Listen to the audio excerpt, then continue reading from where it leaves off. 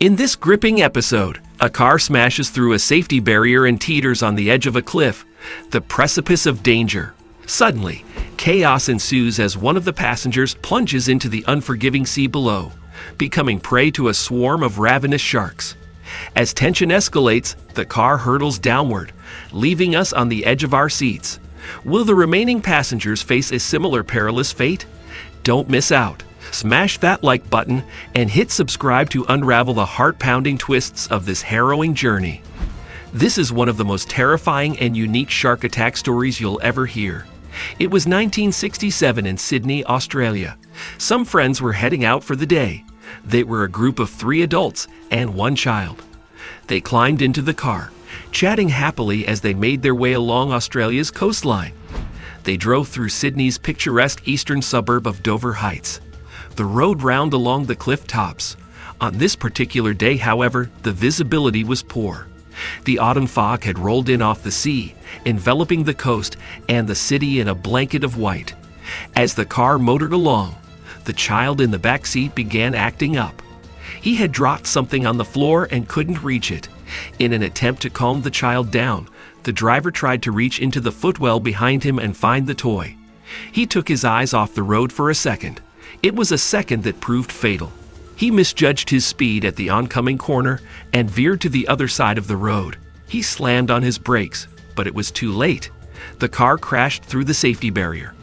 The passengers screamed as the car flew through the air for a few seconds before tumbling down the cliff. But it didn't topple into the sea, not straight away.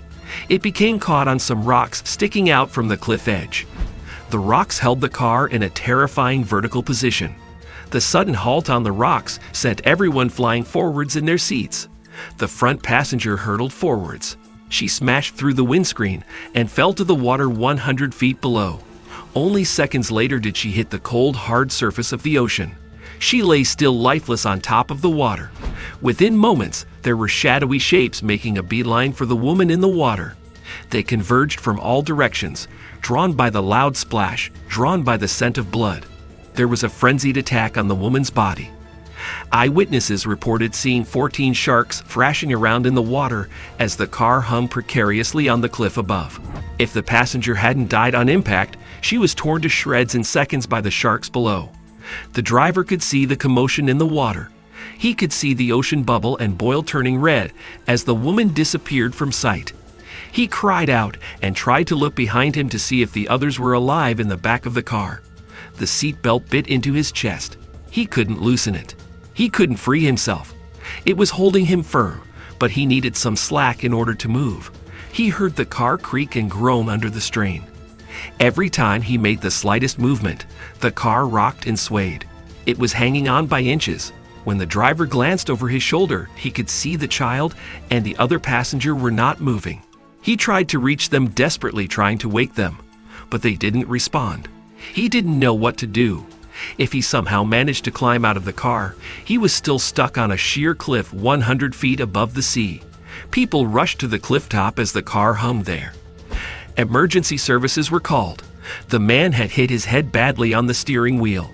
His vision was blurry and his head was oozing blood. He could feel it throbbing.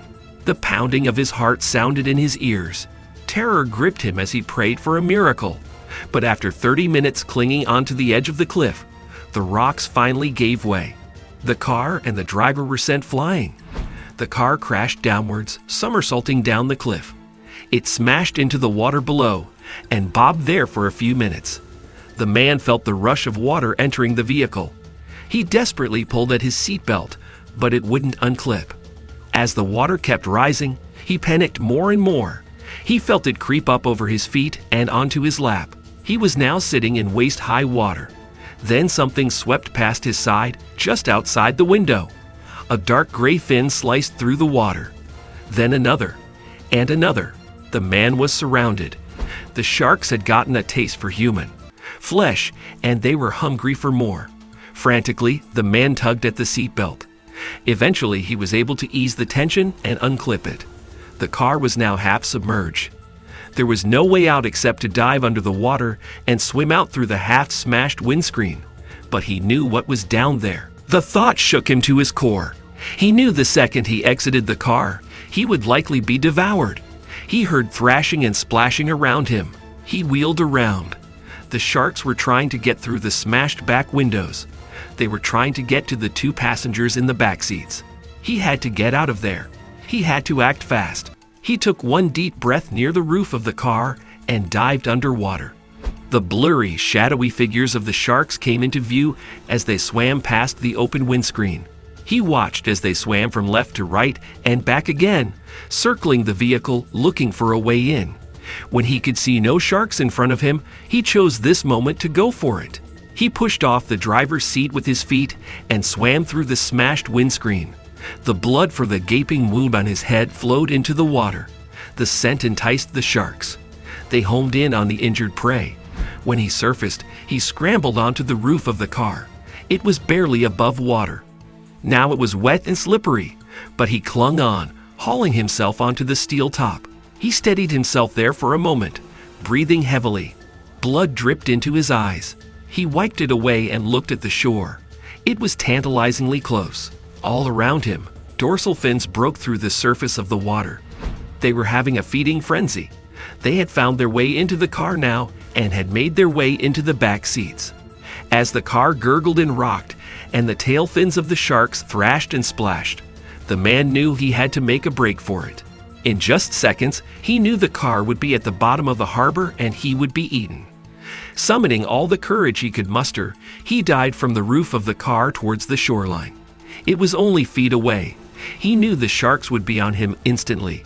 He hurtled through the water, kicking his legs, frantically pulling himself through the water with his arms inching closer and closer to the shore. It felt like an eternity. His lungs felt like they were going to burst. His muscles burned. He was convinced with every second that passed that he would be attacked. He was sure he would suddenly feel a sharp bite as one of the sharks grabbed him and shook him around briefly. But miraculously, he made it to shore. He grabbed hold of the rocks and scrambled onto dry land. When he made it, he looked around just in time to see the car sink.